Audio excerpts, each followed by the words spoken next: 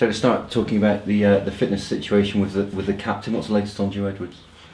Yeah, he's rolled his ankle and he's definitely going to be out for this weekend. So it's really unfortunate, and we've just gone back over the statistics, and I think first half of that game is probably the highest Joe's ever.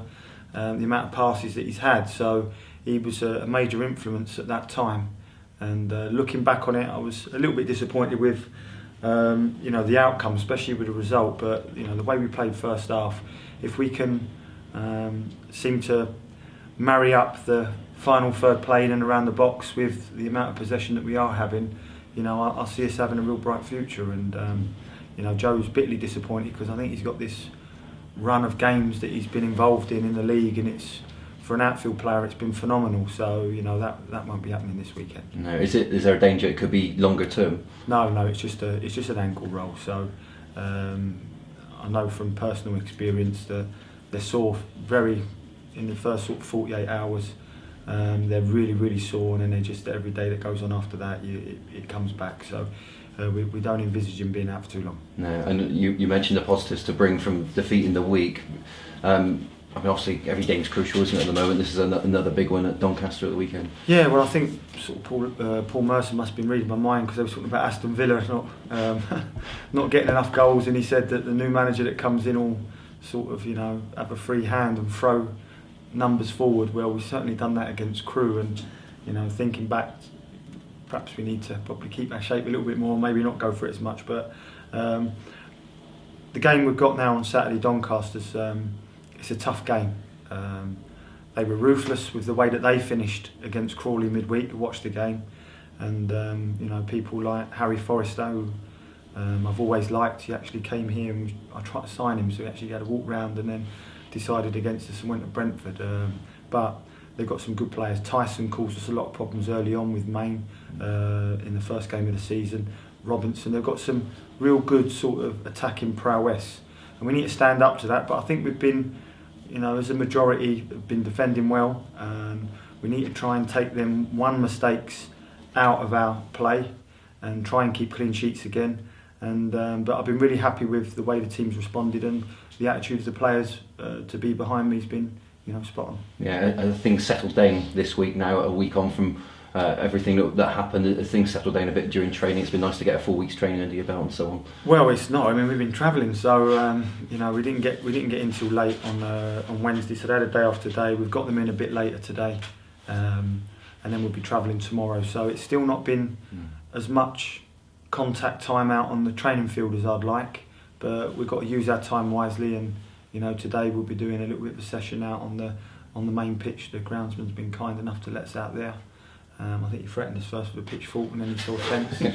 So because they're very protective of their pitch. But as I said before, everybody's trying their best to help us, even the groundsman, and with the travel arrangements with Gene. Everyone's really getting behind the club at the moment. So it's all hands on deck, and everyone's making sure that they're putting us and giving the players as much support as we need. Yeah, you mentioned the opening day of the season, last meeting between the two sides. Obviously, much has changed. Both clubs, you could argue, have gone through lots of different situations since then, haven't they? So difficult to know what to expect in terms of using that as a measurement. Yeah, listen, every time you sort of normally play teams, they've got, from the beginning of the season to the next time you play them, there's normally a change of, we've looked at it, maybe 3-4 players. But they've been quite consistent. I know Paul Dickoff really well, and he's a really good guy. He's always got time for people, but he's got them working really hard at the moment. And one thing that Doncaster Rovers is a very experienced team. People like McComb, Wellens, Tyson. They're very experienced, and we need to stand up to that, because we have got quite a lot of young players, but players that have got half a season under their belt now, and they need to make sure that we're sticking to the principles and the game plan, and not getting a little bit too gung-ho like we did. Again, I don't want to keep referring to Tuesday night. Making sure we stay a little bit more solid, but keep that sort of goal threat happening, and trying to get, as we know, we need 2 goals to win a game at the moment, so we need to try and get back to that. Yeah, James Hayter alluded to last time you went to the Keepmoat, the pitch wasn't in the best of order. Have you got any concerns going up there this time or either, or do you think you expect it to be much better this time? I think it'll be similar to our pitch out there. It was it's flat, but it'll be quite dry, and they've normally got a real sort of high bounce off the surface there because it's very firm. So no, surfaces are, you know, they're there to be played on, and it's for both teams, so we haven't got a concern about that. We've just got to stick to our game plan, stick to the way that we've been trying to play, and get them results along the way, because at the moment it's all about results. We was quite lucky that teams that was below us and around us didn't win, and we can't keep relying on that. Yeah, you told us last week that you were yet to talk to the chairman about how long you're likely to be in charge. Have you had a chance to talk to him further about your future? No. I think we'll be sitting down later on this afternoon. So, but listen, it's not about, for me at the moment, sitting down and being selfish about myself and my staff. It's about getting on with the job. And as we said, we've got contracts here at the moment to the end of the season, so nothing's changed on that front, and I'm more sort of focused and worried about the team than myself. So we've just got to keep fighting on day to day and make sure we're doing our jobs properly. Good luck, Terry. Thank you very much. Cheers. Thank you. You also said last week that you had a chance to perhaps speak about bringing players in. Are you any further down the line with that, or is it just a case of monitoring as it goes? No, we've got a player in at the moment who's a player called Craig Eastman, that actually scored the winner against us for Colchester about a month ago, who's got great experience, played in the Champions League for Arsenal.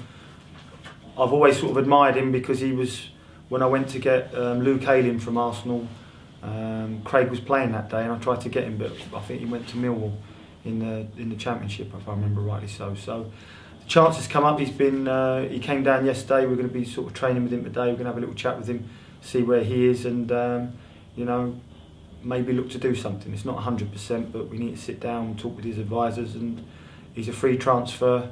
There's another one as well that's mulling over an offer that's been in the Championship.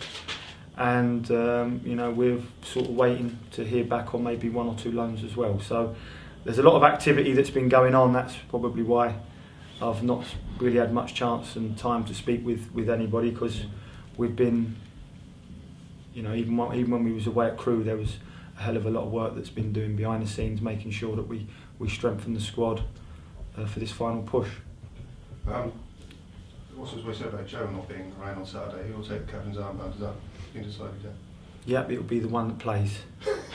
Be the one that comes out first, I'd imagine. I would imagine. Yeah, that's right. Yeah. Don't want to give too much away, but it'll be the other two put the armband on the other night, so it'll be out of James and Sam Foley. Okay.